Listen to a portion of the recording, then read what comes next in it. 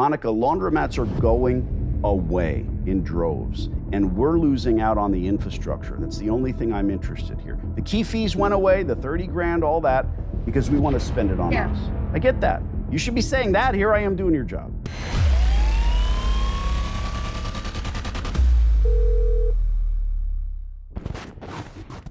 Hey, Donnie D. You're trying to switch it up. Donnie D. Donnie D. Sleepy for the world. This lady, yeah, like I said, we were at the end. We were, they took them, once upon a time, all the machines were in and all the TVs and chairs and everything was in. Now they took everything out. So the infrastructure is still there, but now it's an empty shelf. So we talked. Monica loves me. We sent a letter of intent. And then since then, they went in and carefully removed the equipment, or the previous operator did. We don't care. Yes. But it looks as though the landlord or the powers that be went in and swept up and cleaned up and made it look like a good, viable laundry with infrastructure. And then they slapped a for lease sign in the glass. Can you imagine? You interested in the job of sheriff? Well, maybe. How much does it pay? Well, none of our sheriffs ever lived long enough to find out. We speculated the other day, is this a tactic? Are they trying to prod you? What's going on? And you know what? It wasn't, because when I called her, if I'm right, from memory, I didn't leave a message, but she saw that I called, and then she texted you and texted me and said, correct. She said, "Hi, Danny, exclamation point." I love this gal. "Your timing is impeccable," another exclamation point. "Heard from the boss last night. Let's hope on a call." I think she meant hop. Her English is worse than yours. I said, "Nice, hit me up tomorrow." Well, mine is understandable. I know. "Nice, hit me up tomorrow," which is today. Monica. Oh, Monica. Danny, what are you complaining? It's What's times, going on, Monica? Monica. What? Oh, Monica. It's times like this I wish I could sing. Listen, I'm on with a client. I see you calling in a second time. I'm like, You let me better call pick back. up or you're in trouble. Well, what do you say? What do you know? What are we doing here? You want to mark this thing up with a red pen, or do you want to talk about it? Yeah, let's talk about it, because listen, I went back to him on several occasions since you came up to $120, right? Yeah. And I said, let me present it, let him sink in, and no. Well, listen, what's today? Wednesday? Yeah, Monday. I think you texted me yesterday. Monday, he's like, "Monica, enough. I'm not doing it for $120. Like, I'm just not. It's too low. The bridge is way too far apart. We have a very, very big bridge." So I ran percentages, Dan. We came in at 46% below, 46% of list. We came up to 54, I think, of list. It's still a little low. We're looking for a year free rent. I think that can be negotiable. I know that you're not going to dig your heels in deep for 12 months free rent, but, I feel like we got to come up. I want to come up to, with wiggle room to 175. And I think that we'll have a shot at that point. I really do. Well, hold on. I said 120 because you said 125. Are you adding cams, or are we back to a gross rate? Because I'm confused. I mean, I wrote it here in quotes. You said no cam. You said 125, 120 is the base. Okay. All plus. Right. There's been activity on the spot, Danny, and all of the units are out, right? So I see. Yeah, of course. I don't want that. It's all junk. Well, gentlemen, I think it's only fair to tell you that I'd only be interested in this job on a temporary basis. Oh. So you pulled the equipment, but here's the difference.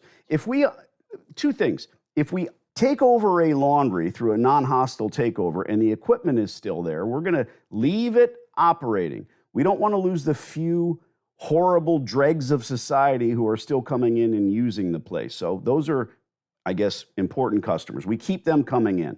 And we do the retool while the place is still operating. It's like a yacht in the harbor, right?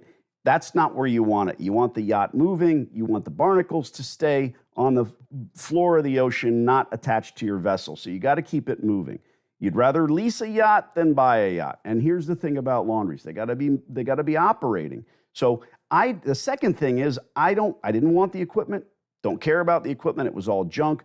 But now we don't know what they did when they removed it. It looks as though they used kit gloves and the gas, water, electric remains unmolested, okay? That is what it looks like, but there's always something that's going to end up getting jostled because that's what plumbing is. That's what my dad taught me. When it's not leaking, it's fixed. Those things being said, you also put a sign in the glass that says for lease, and that's great. I don't take umbrage. You should lease it to whomever you can. If you find someone willing to give you $2 a square foot for this spot, once they bring in the new equipment, they're not going to be able to earn. That's all I'm saying. I'm confused about the $1.25. Where's the $1.25 come into this? So when you sent over $1, I said, let's at least come up to 125. You know, as when he said, no, it's too low. I said, to entice the landlord. Okay. Yes. So $1.75 is a gross rate? You know, I mean, look, to get some attention here, to get like a dialogue, but right now it's way too far apart. And I'm talking to you right now. I'll give you a dialogue. Talking to you.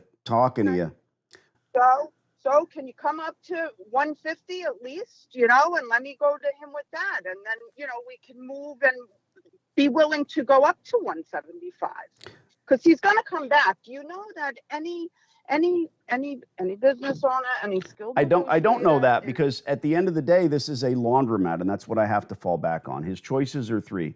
Do nothing, remove the infrastructure entirely and hope to get an optometrist or a national chain to move in, or go with a strong laundry operator, and that's Hender and I. And if he does that, we have to have the reasonable rate so that we can bring the equipment. And I don't want to come at you, Monica, hat in hand in 6 months or even 6 years saying, gee whiz, we really thought we could do it at $1.75, but we can't. $1 is what we're paying in this area. I write $1.25. It's not. I'm not looking for the back and forth. You know the guy. You're our mouthpiece as well.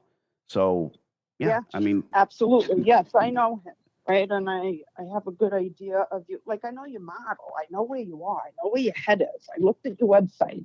I watched your video. Like I know what you're about. You know. Ish kabibble. I don't think that. Okay, well, $1. If I say $1.25, then that's it. You know, we're not looking for a back and forth. It's not my thing. So, and I'll tell you this. I don't think $1.25 is going to get anywhere.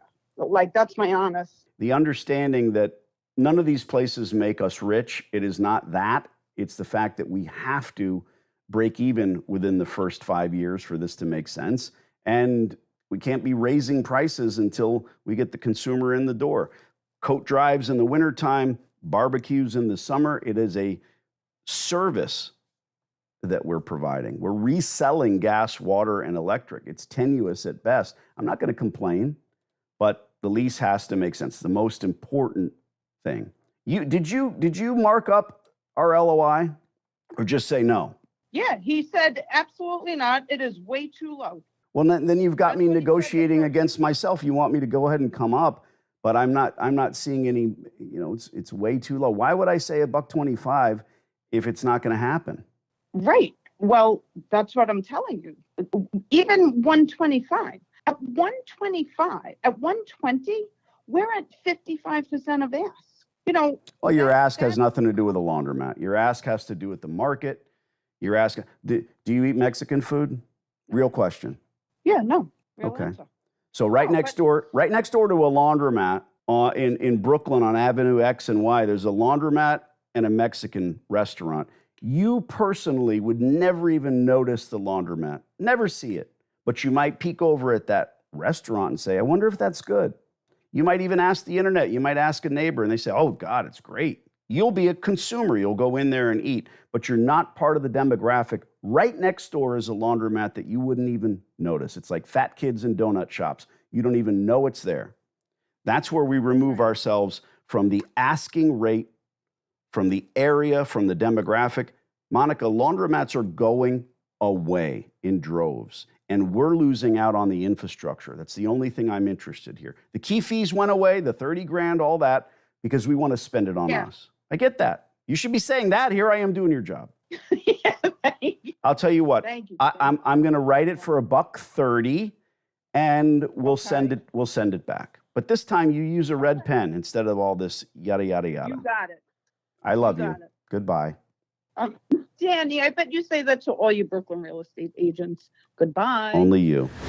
I am confused. I said it 3 times. I love you. Love you. Well, that was a call. That was a call back to earlier. Oh, Listen, I don't know why she's winning. I'll be honest. She's winning right now because she just ran roughshod over me by I'm supposed to be this tough and tumble guy and say, well, go mark it up. But this time, we'll write it for $1.30 and we're negotiating against ourselves. But is she saying it would be gross? I don't give a shit if you're 46% of list. Who cares? Where'd you get a calculator? You shouldn't be allowed to have one. Print the LOI. Take a red pen and mark through $1.20 and write down $1.30 and then change the date. And then copy it and email it to her.